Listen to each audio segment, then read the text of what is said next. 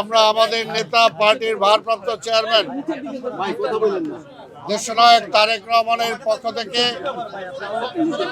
ঢাকা 17 নির্বাচনী এলাকার প্রার্থী হিসাবে তার পক্ষ থেকে আমি তার প্রধান নির্বাচনী এজেন্ট, প্রধান সমন্বয়কারী এবং আমার সাথে আমাদের সহকারী সমন্বয়কারী ডক্টর ডোনার এবং আমাদের ঢাকা মহানগর উত্তরের সংগ্রামী আহ্বায়ক আমিনুল হক সহ আমরা 5 জন এখানে এসেছি আজকের ওনার পক্ষ থেকে মনোনয়নপত্র জমা দিতে।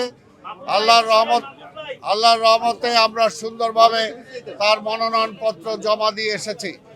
আমরা বিশ্বাস করি আগামী নির্বাচন একটি সুন্দর পদ্মা সেতু, মেট্রো রেল এবং এলিভেটেড এক্সপ্রেসওয়ে নির্মাণের গর্বিত অংশীদার বসুন্ধরা সিমেন্ট।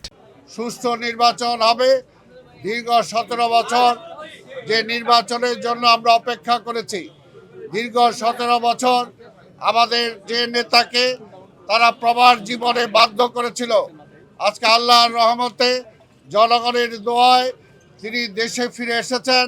আমরা দেশবাসীকে, ঢাকা নগরবাসীকে ধন্যবাদ জানাই যে তিনি ফিরে আসার দিন যেভাবে ঢাকা নগরের সকল জনগণ ঐক্যবদ্ধভাবে তাকে স্বাগত জানিয়েছে, তাকে বরণ করে নিয়েছে, ঠিক তেমনিভাবে আগামী 12 তারিখ ফেব্রুয়ারি যে নির্বাচন, সেই নির্বাচনেও ঢাকা 17 এলাকার জনগণ স্বতঃস্ফূর্তভাবে আমাদের নেতার পক্ষে ভোট দিবে, আমরা এটা আশা করি।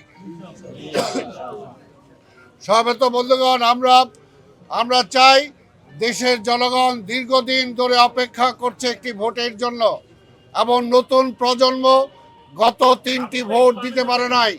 তাই আজকে নতুন প্রজন্মের সকল ভোট ধানের শীষের পক্ষে হোক, এটা আমরা সবাই আশা করি। আমরা আশা করি নতুন প্রজন্মের সবাই নতুন করে জোট বেঁধে ধানের শীষের পক্ষে ভোট দিবে।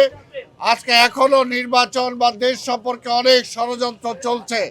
সকল ষড়যন্ত্রকে ভেদ করে আমরা বিশ্বাস করি যে একমাত্র বাংলাদেশ জাতীয়তাবাদী দল আছে যারা এই দেশের সকল জনগণের পক্ষে কথা বলবে, সকল জাতির পক্ষে কথা বলবে, সকল ধর্ম বর্ণের পক্ষে কথা বলার একমাত্র দল হলো বাংলাদেশ জাতীয়তাবাদী দল। পুরুষের পক্ষে, মহিলার পক্ষে কথা বলার জন্য দল হলো বাংলাদেশ জাতীয়তাবাদী দল। তাই আগামী নির্বাচনে ঢাকা 17-এর সকল জনগণকে আমরা উদ্যত আহ্বান জানাবো, অনুরোধ করব দেশে গণতন্ত্রকে ফিরে আনার জন্য, দেশে একটি স্থিতিশীল পার্লামেন্টের ডেমোক্রেসি ফিরে পাওয়ার জন্য, দেশকে উন্নয়নের ধারে নিয়ে যাওয়ার জন্য আগামী দিনে তারা দেশনায়ক তারেক রহমানের পক্ষে ঢাকা 17 ধানের শীষে ভোট দিয়ে তাকে বিপুল ভোটে নির্বাচিত করবে। আগামী নির্বাচনের মধ্য দিয়ে তিনি সংসদ নেতা হিসাবে অবশ্যই তিনি শপথ গ্রহণ করবেন, সরকার প্রধান হিসাবে তিনি দায়িত্ব পালন করবেন। এবং তার পিতার মতো শহীদ রাষ্ট্রপতি জিয়াউর রহমান যেমনি দেশটা একটা ভঙ্গুর অবস্থায় দায়িত্ব নিয়েছিলেন, আজকেও ঠিক তেমনি একটি ভঙ্গুর অবস্থায় দেশের দায়িত্ব নিয়ে তার সুযোগ্য সন্তান হিসাবে, খালেদা জিয়ার সুযোগ্য সন্তান হিসাবে তারেক রহমান আগামী নির্বাচনে ইনশাল্লাহ সরকার প্রধান হিসাবে দায়িত্ব নিয়ে এই দেশকে সামনের দিকে এগিয়ে নিয়ে যাবেন, উন্নয়নের দিকে নিয়ে যাবেন। অর্থনৈতিক যে আজকে সমস্যা, এই অর্থনৈতিক সমস্যার সমাধান করবেন, রাজনৈতিক সমস্যার সমাধান করবেন, আন্তর্জাতিক সমস্যার সমাধানের লক্ষ্যে তিনি কাজ করবেন।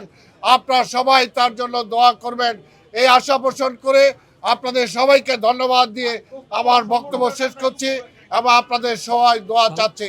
খোদা হাফেজ।